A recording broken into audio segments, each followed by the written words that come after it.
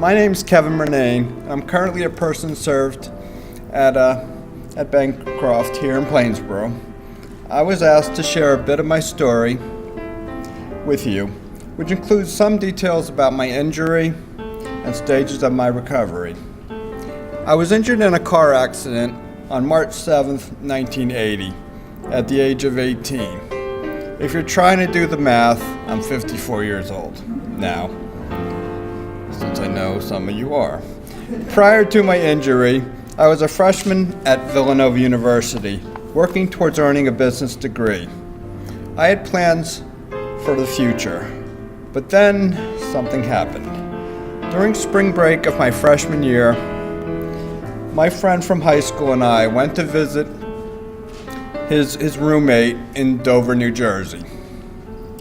We went to a local bar to have a drink or two, after which we got into my friend's car, my friend's roommate's car, to head to a nicer bar. As I was told, since I don't remember anything of this night, the driver lost control of the car. It went off the side of the road, knocked down a lamppost, and brushed against several trees before crashing. At impact, I was thrown through the passenger side window in the back seat and lost consciousness. At first, I was taken to Dover General and then transferred to Children's Specialized Hospital in Mountainside, where I remained in a coma for 10 days. At Children's, I received extensive rehab. I had to relearn how to walk, talk, and do basic activities of daily living. I also got extra rehab in speech to prep me to possibly return to college. I thought this was just a little bump in the road and everything would go back to normal soon. Little did I know that it takes a long time to realize you're not the same person you were after you have a brain injury. 10 months later, I was able to return to college. After 3 semesters, I was failing out. Something was definitely wrong.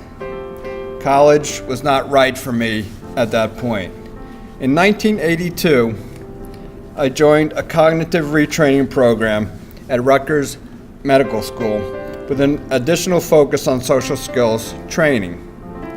Due to the brain injury, my social skills had deteriorated to where I had a hard time fitting in with my peers. After the training, I felt more confident in my ability to be successful in school, so I re-entered college at Drew University in Madison. I did okay, but I wanted to return to a business school, so I transferred to Seton Hall University.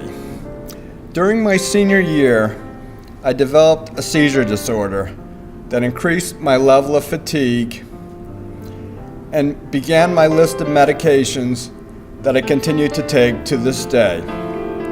After an additional 4 years at Seton Hall and having so many people tell me that it would never happen, I was so proud to earn my degree in business administration. Then I was faced with the task of getting a job.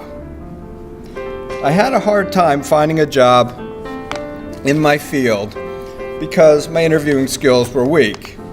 I wasn't able to communicate my strong points on my interviews.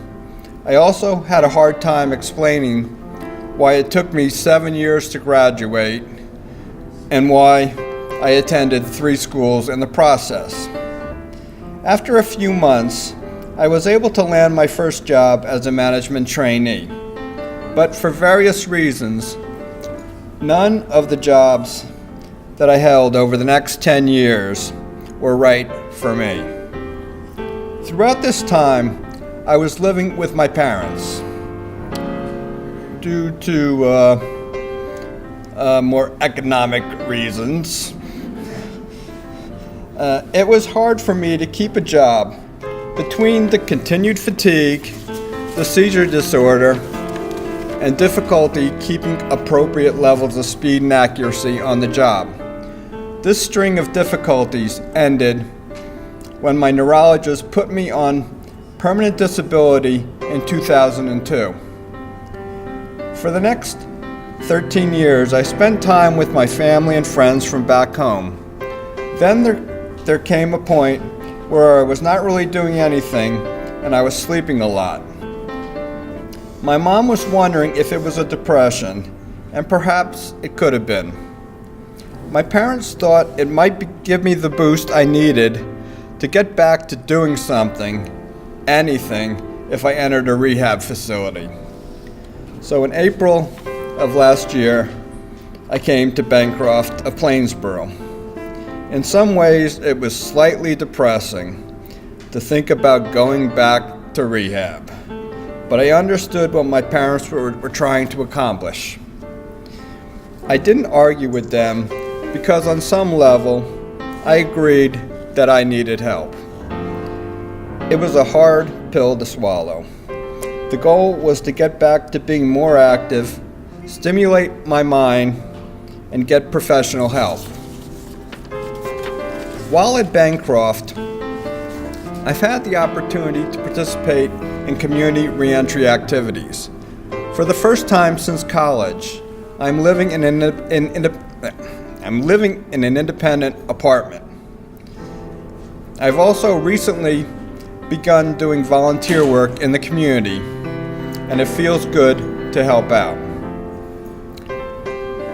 This has given me the opportunity to get to know new people and expand my circle of friends.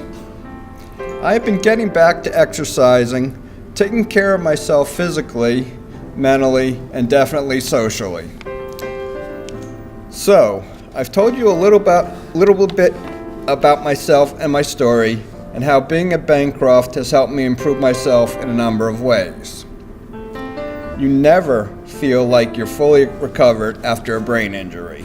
There are always ways that you can get better, new goals to achieve.